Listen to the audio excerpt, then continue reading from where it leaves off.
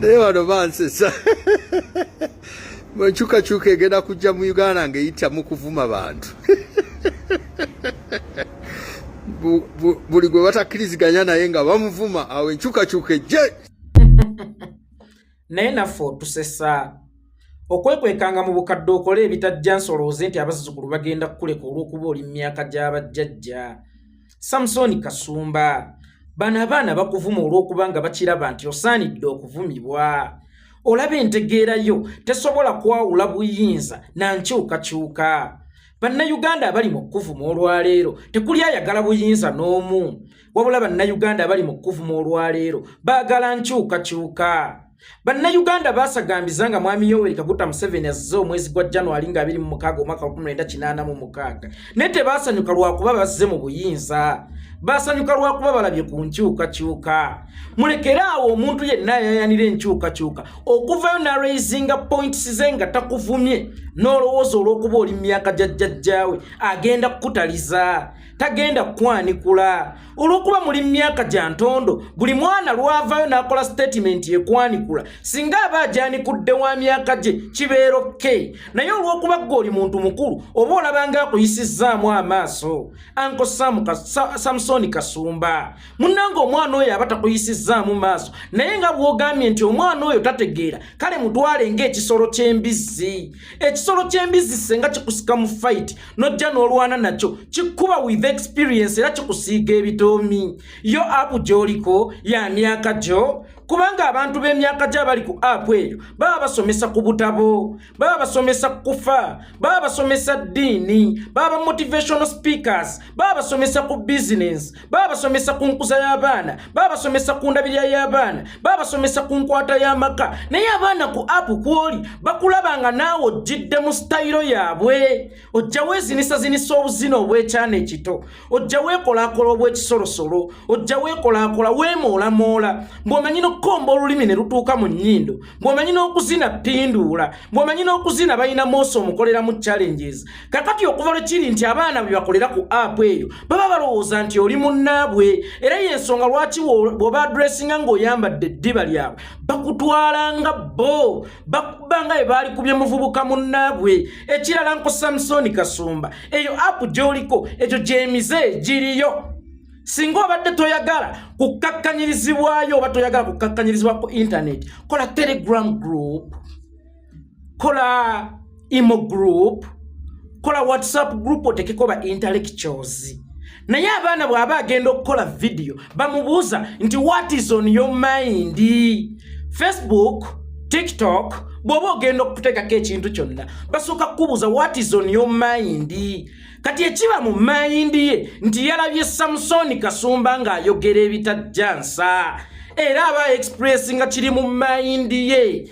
Munnange gwe bw'oba wakulira mu maka ga mpisa, bw'oba wakulira mu maka agogera obulungi, bw'oba wakulira mu maka amasirise nga naye bagakumako omuliro, taata waawo tanyega, munnange oyo aba yali ssekibodde. Taata wo bw'aba yali tanyega kubigenda mu maaso mu makage nga ne maama we asobola okuyisinganya n'omusajja omulala, taata wo n'agamba akiryokke, tekifuula taata wo wa mpisa, wabula kimufuula ssekibodde.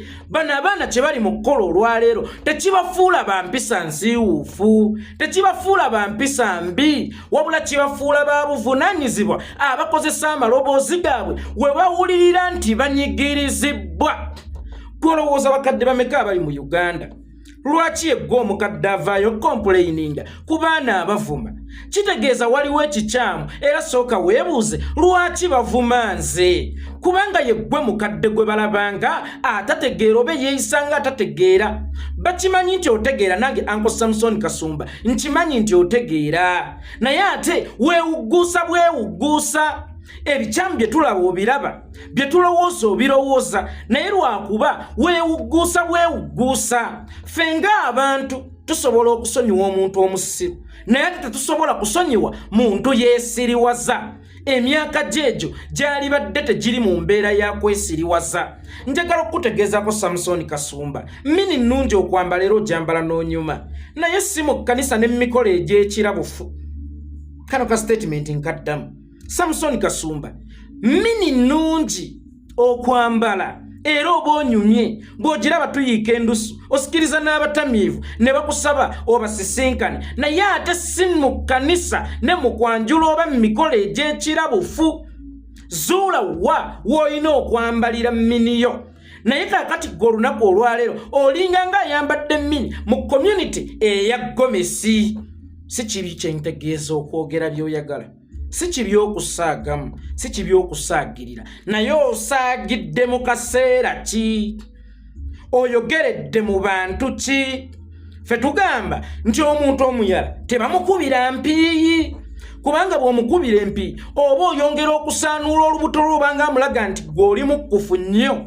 Singa tubeera mu kuziika omusiraamu, bano bannaffe abatemi b'embizi tebasembezaawo misito gyabwe kubanga bakimanya nti abatabbuliiki bagenda kujja. Okwanjula kw'omusiraamu oba okwanjula kw'omusiraamu yenna omuddu wa Allah yenna bwe batuma ekita ky'omwenge aleeta soda kubanga community eyo tekkiririza mwenge. Kakati tulina okumanya kino kyenkola nkikolera wa, nkikoze mu budde ki, nkikoledde mu bantu ki?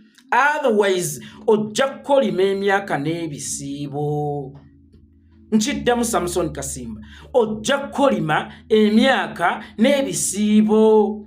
Atayagala mikira gya nkima mukoonako talina kwetaba mu mazina ga nkima. Singa ogenda ebulyambwa naawe olina okulya embwa.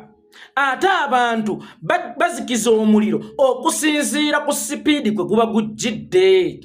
Singa omuliro guba gukutte ennyumba kasubi ng'olaba tegwandaala nnyo era naawe enzikiza gy'ozikiza okozesa bidomola na biki na bifufungu amafufungu bagayita bata gano ge tujja mu mavuunike enfuufu, kale tugiyita enfuufu, bakozesa nfuufu okuzikiriza omuliro.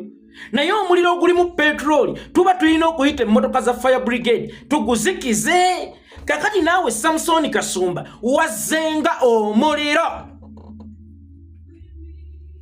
ogwa petroli ng'abaana balina kukuzikiriza ku sipiidi kw'oba ojjidde. So n'olw'ensonga eyo mukadde wange si mu bubi ne bambi temwerimbikanga mu myaka gyammwe mulowooze nti mugenda kukola ebitajjansa, mulowooze nti mugenda kukola ebyekisiru, abantu babatunuulire, abantu bagenda baanikula, naddala mmwe abantu abagezi naye ate abali mu kwesiriwaza.